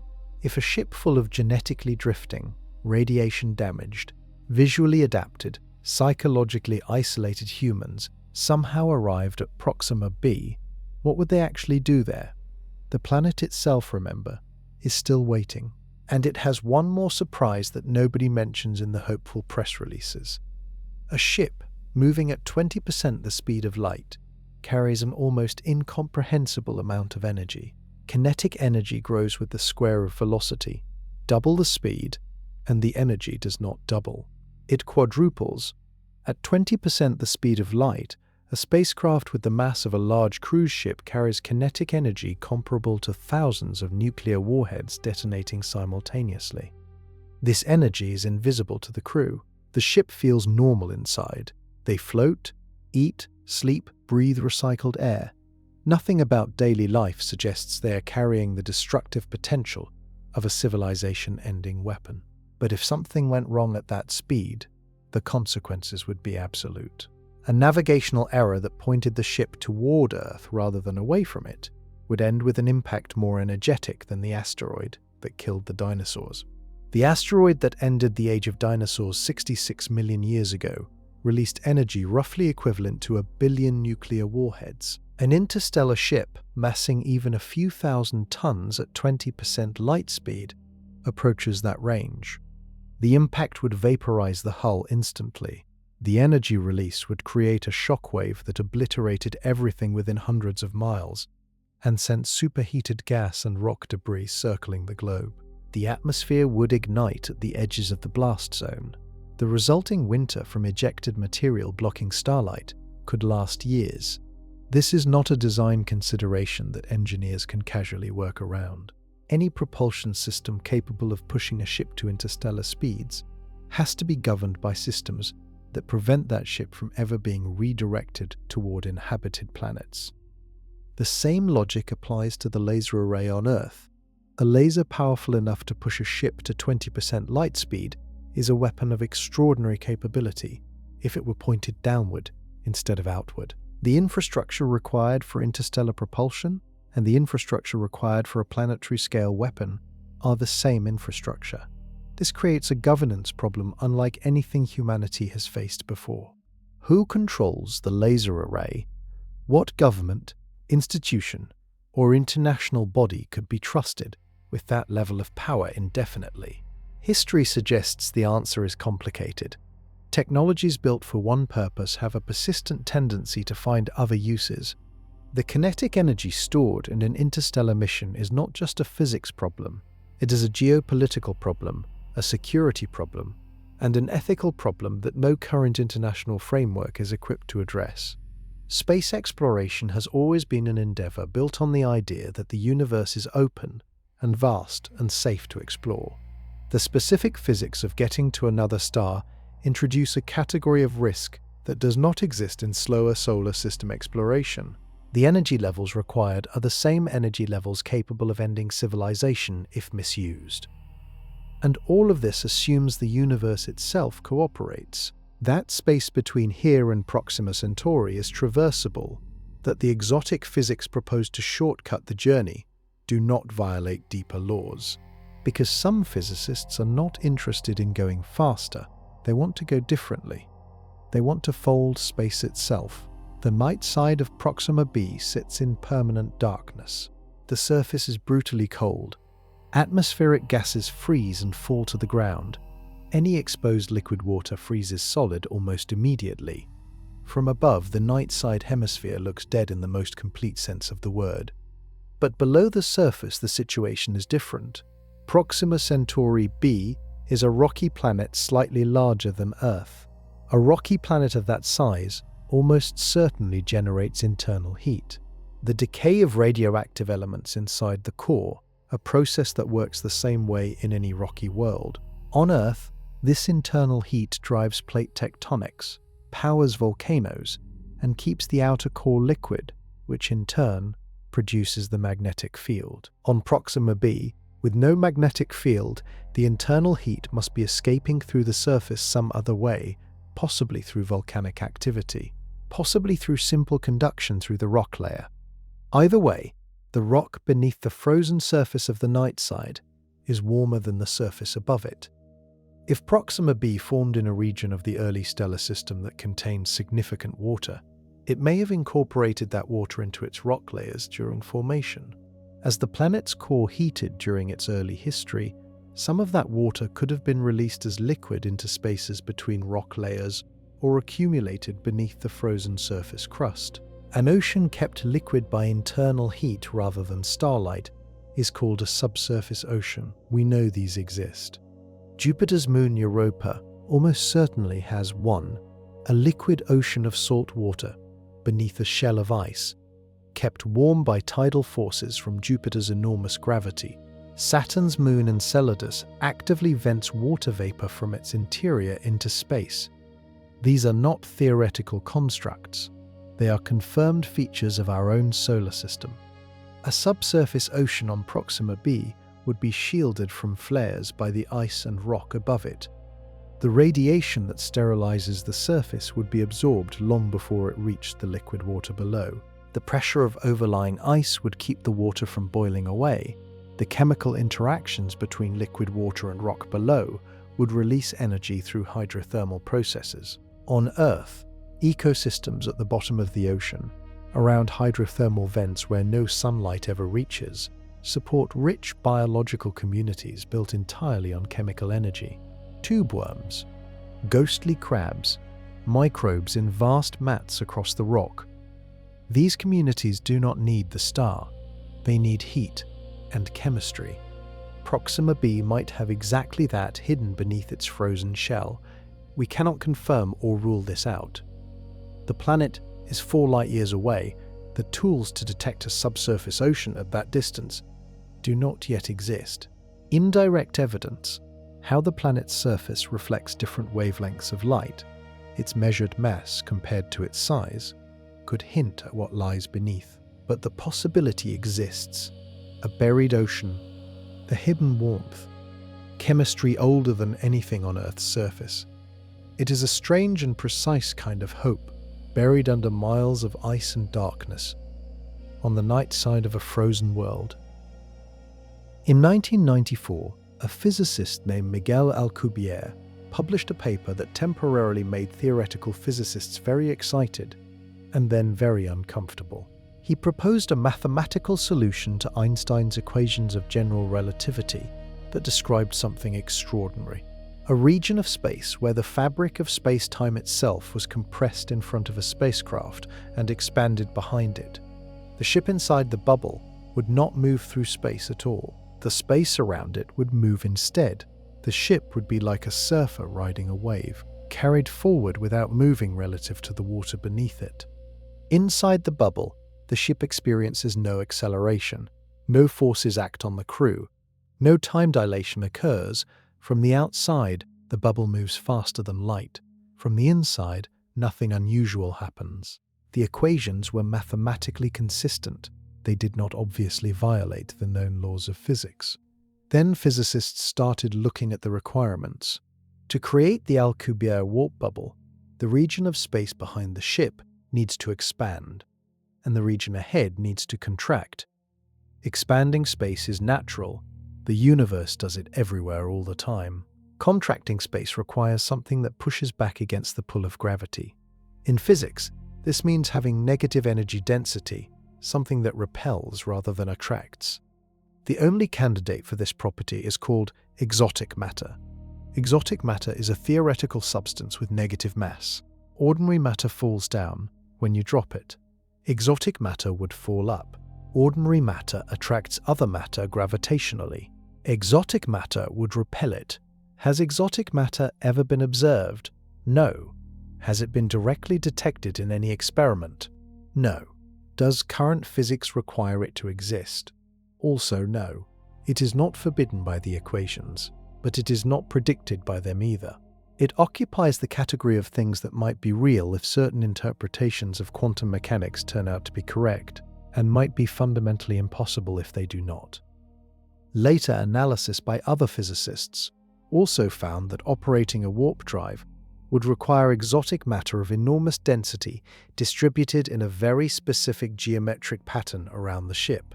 The amount required would exceed the mass energy of the entire planet Jupiter, concentrated into a shell around the vessel. Even if exotic matter existed, producing it in those quantities would require energy far beyond anything imaginable. A separate analysis found another problem. An observer outside the warp bubble cannot communicate with the interior because nothing can cross from inside the compressed region to outside it faster than the bubble itself is moving. This means the pilot cannot steer. They cannot turn the drive off from inside. The warp bubble, once created, is a one-way ticket to wherever it was initially pointed. Subsequent papers have found additional issues. Energy conditions that the warp drive would violate, instabilities in the bubble geometry, radiation building up at the front edge that would irradiate the destination when the drive stopped. The warp drive remains a mathematical curiosity, not disproven, not buildable, a reminder that physics is stranger than intuition suggests, and that strange does not mean useful. Real travel for now stays bound by the speed of light, and the speed of light is merciless. When astronomers detect an exoplanet using the radial velocity method, they are not measuring the planet directly. They are watching the star wobble. Every planet pulls on its star gravitationally as it orbits. The star does not simply sit still while the planet circles it. Both objects orbit their shared center of mass. For a small planet like Earth orbiting a large star, that center of mass sits deep inside the star, and the wobble is tiny. For a larger planet, the wobble is bigger and easier to detect. Astronomers measure this wobble by watching how the star's light shifts slightly toward and away from Earth as the star rocks back and forth. This technique is called radial velocity detection, and it is one of the most powerful tools for finding planets around other stars. But it has a geometric limitation. The technique only detects the component of the star's wobble that moves directly toward or away from Earth. If a planet's orbit is tilted at an angle relative to our line of sight, we only see a fraction of the full wobble. The measured mass is therefore a minimum estimate. The actual mass could be much larger depending on the unknown tilt of the orbital plane. For Proxima b, astronomers measured a minimum mass of about 1.2 times Earth's mass, close enough to Earth's size to call it Earth-like in many press releases. But if the orbital tilt is significant, the actual mass could be several times higher. In the most extreme cases, a planet detected this way could be many times larger than its minimum mass suggests, potentially making it a small gas world rather than a rocky planet at all. A planet with several times Earth's mass would have significantly stronger gravity, surface gravity scales with mass in ways that create serious problems for human exploration. 2 times Earth's gravity would make every movement exhausting. Walking would feel like carrying a duplicate of your own body weight. Lifting equipment would require far more power.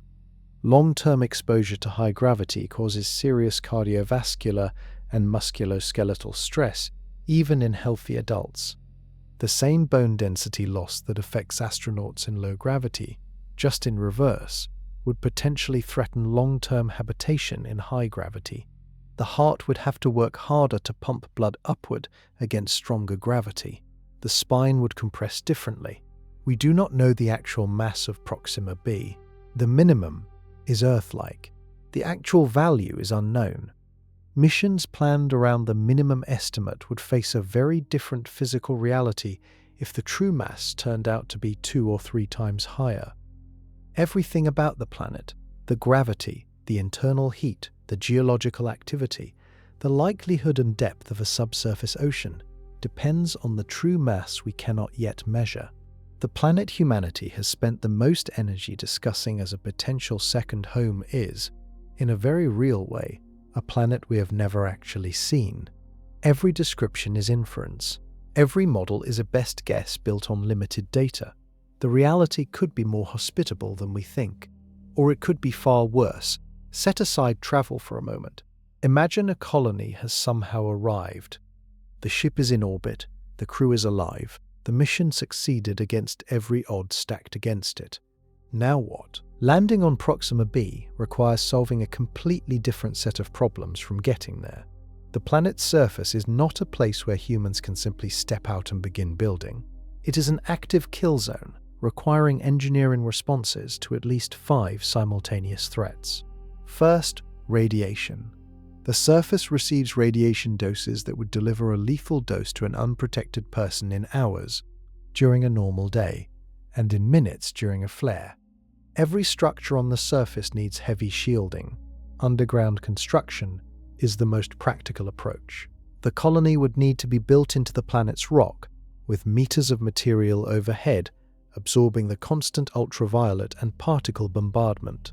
All surface activity would require full-body shielding suits beyond what current astronaut hardware provides. Second, atmospheric pressure. If the atmosphere has been significantly stripped by stellar wind over billions of years, the surface pressure could be far below what humans need to survive. Every habitat needs to be a sealed pressure vessel maintaining roughly 15 pounds per square inch of internal pressure. Any breach is fatal within seconds. Third, temperature. The colony, likely situated in the Terminator zone to avoid both the baking day side and the freezing night side, would still experience temperature extremes unlike any environment on Earth.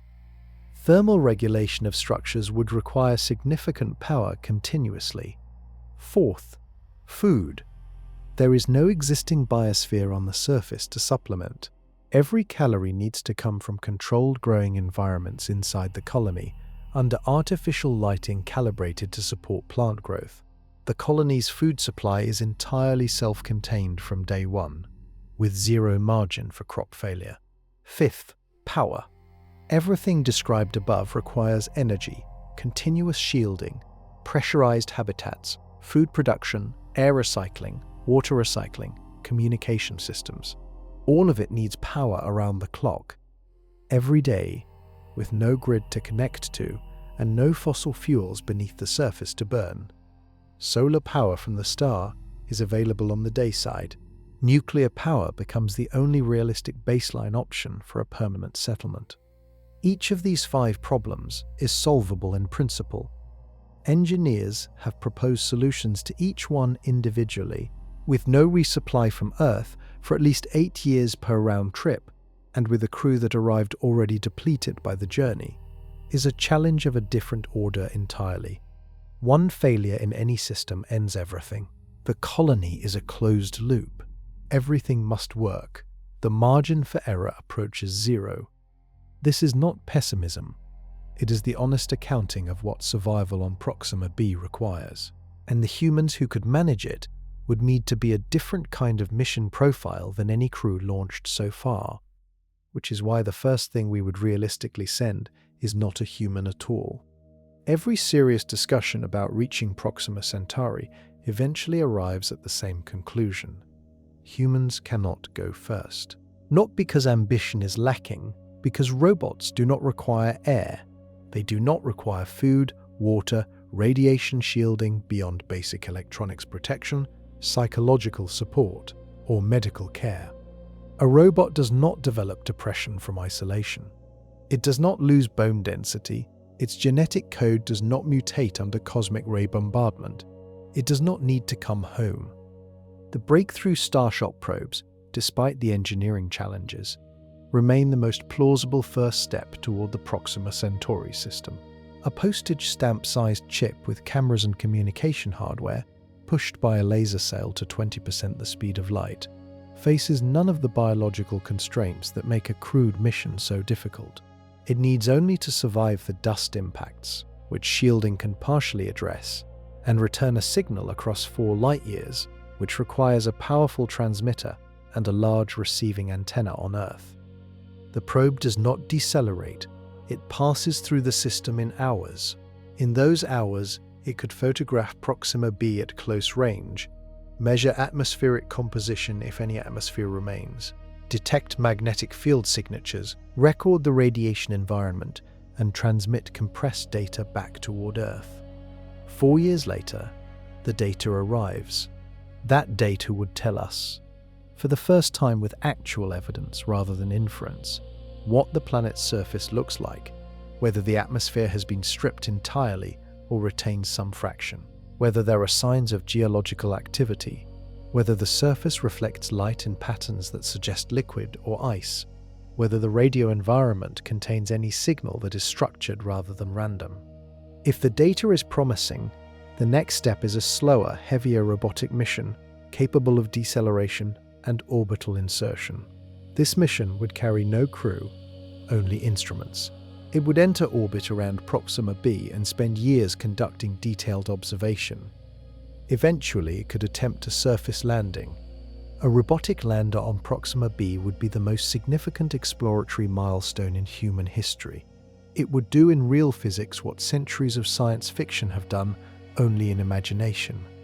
And by the time a robotic lander was operating on the surface, humanity would have had decades to develop the propulsion, shielding, and life support technology that a crewed mission eventually requires.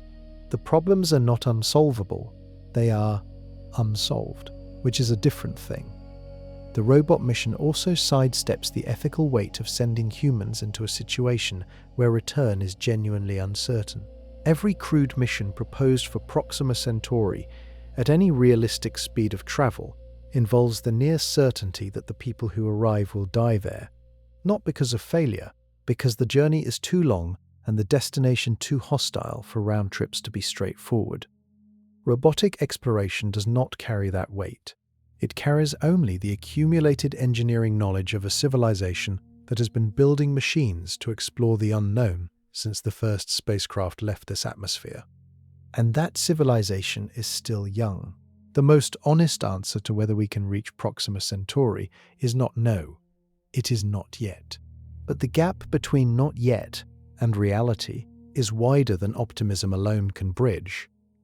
And looking at that gap honestly raises a question that goes beyond engineering. Proxima Centauri is 4.2 light-years away.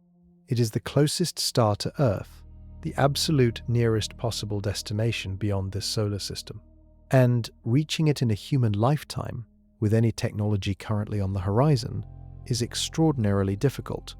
The physics of the distance alone would take our fastest probes 73,000 years. Proposed technologies that could shorten that to decades require infrastructure and energy scales that are generation-defining projects in themselves. The biological challenges of keeping humans alive during the journey have no complete solution. The destination is potentially hostile in ways that make surface survival require an entirely self-contained civilization. Now zoom out. The galaxy contains somewhere between 200 and 400 billion stars. The average distance between stars in our region of the Milky Way is about 5 light-years. Proxima Centauri is the closest, at 4.2. The next nearest is a triple star system about the same distance away. After that, the gap starts stretching to 6, 8, 10 light-years and beyond. The center of the galaxy is 26,000 light-years from Earth. The far edge of the Milky Way is roughly 50,000 light-years away. If reaching 4 light-years is this hard, what does it mean to cross 50,000, or to reach other galaxies, the nearest of which, the Andromeda Galaxy, sits 2.5 million light-years away? The honest answer is that the scale of the universe appears to be built in a way that makes contact between civilizations at different stars extraordinarily improbable, maybe impossible, using any physics we currently understand. This observation has a name, the Fermi paradox, named for the physicist Enrico Fermi, who in a casual lunchtime conversation in 1950 reportedly asked a simple question that no one has fully answered since. Given how old and vast the universe is, and given that star systems have been forming and potentially hosting life for billions of years, where is everybody? If even one civilization anywhere in the galaxy had developed interstellar travel at some point in the last billion years, their descendants should have spread across the galaxy by now. The timescales involved, even for travel at modest fractions of light speed, are short compared to the age of the universe. We hear nothing. We see nothing. One possible answer is the same wall we have spent this entire journey describing. The distance between stars is not a technical problem waiting for a better rocket. It is a physical constraint built into the fabric of the universe, the speed of light as a hard limit, the inverse square law making signals weaker with every light year, the biological fragility of living things in deep space. Maybe every civilization that has ever existed has looked up at the stars, run the math, and quietly concluded what we are concluding now, that the universe is vast and beautiful and almost entirely unreachable. And that makes the place we are standing right now more significant than any destination we have ever dreamed of. Here is the complete picture. 25 trillion miles. Our fastest probe needs 73,000 years to cover it. Any ship fast enough to arrive in a human lifetime requires propulsion technology that does not exist, shielding against dust impacts that has no tested solution, a braking system at the destination that is mostly theoretical, radiation shielding heavy enough to protect a crew, but light enough to launch, a food and life support system that functions perfectly for decades, with no resupply, and a crew psychologically stable enough to survive total isolation without the support structures every human civilization in history has required. At the destination, the star erupts 5 or more times per year with flares that would sterilize any exposed surface. The planet orbiting in the habitable zone almost certainly has no magnetic field. Any ozone layer it once had was likely stripped within the first few million years of that bombardment schedule. The surface receives radiation 65 times above the lethal threshold for the toughest organisms on Earth. One hemisphere bakes in eternal daylight, the other freezes in eternal darkness. Any atmosphere remaining is thin, possibly irradiated, and actively being stripped away by stellar wind. Underground, in a possible subsurface ocean, something might be alive, microbial, hidden from the star above, surviving on chemical energy and internal heat. We cannot confirm this. We cannot rule it out. A robotic probe could reach the system first, flying through in hours, sending back images and data after a 4-year signal delay. That probe would be the most significant scientific achievement in human history. After that, perhaps a slower robotic mission that can decelerate and orbit. After that, with propulsion, biology, and life support technology we have not yet built. Perhaps a human mission. On a timescale of decades, the robotic mission is plausible. On a timescale of a century or more, a human mission enters the realm of possibility. On a timescale of several centuries, with advances in engineering, medicine, and computing that are genuinely hard to predict, a permanent human presence in the Proxima Centauri system becomes something other than science fiction. But that timeline has a requirement that almost never gets stated directly in discussions about reaching other stars. Earth has to survive long enough to get there. Every technology required for interstellar travel, the laser arrays, the propulsion systems, the materials science, the biology of long-duration spaceflight, the artificial intelligence for autonomous robotic systems, requires a functioning, stable, technologically advancing civilization to develop and sustain it. Civilizations require a stable planet, a stable climate, agricultural systems, energy infrastructure, education systems that pass knowledge forward across generations. Proxima Centauri is not a backup Earth. Reaching it requires a thriving Earth first. There is no version of this story where humanity abandons a damaged home planet, packs into a generational ship, and survives the journey to start over somewhere else. The math does not allow it. The biology does not allow it. The physics does not allow it. The universe is not offering us an escape hatch. It is offering us a mirror, a view across 4 light years that reflects back the truth about where we actually are. A planet with a magnetic field, a stable star that does not erupt and sterilize, an ozone layer that has lasted billions of years, an atmosphere perfectly calibrated for the life that evolved inside it. Everything Proxima b lacks, Earth has. Everything we are trying to find out there, we are standing on right now. The stars will still be there. This planet is the mission.